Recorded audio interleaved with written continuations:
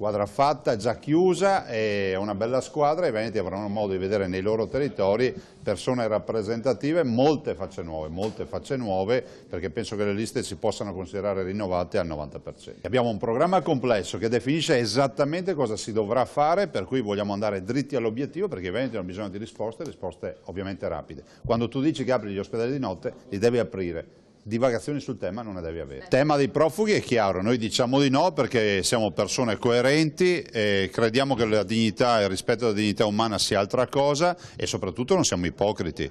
Non si possono portare i profughi in un territorio dove già 42.000 immigrati sono senza lavoro, dove non c'è lavoro per i veneti, dove non c'è modo di ospitarli, tant'è vero che le soluzioni sono le tendopoli e le caserme. Se qualcuno mi vuole far credere che questo è il rispetto della dignità, vuol dire che non siamo d'accordo. Profughi, sicurezza, sanità, lavoro, ripresa dell'economia, insomma tutta una serie di partite che dimostreremo fino in fondo. Mancano ancora quei 2 miliardi di euro che abbiamo chiesto al governo già nel 2010 e che nonostante le nostre richieste e i documenti che abbiamo mandato tutt'oggi non ci sono. Voglio ricordare che comunque noi abbiamo realizzato 925 cantieri per l'alluvione e sono tutti visibili, quindi questo è il lavoro di 5 anni. So che abbiamo governato bene in questi 5 anni, continueremo a governare bene e poi insomma la garanzia sono sempre io.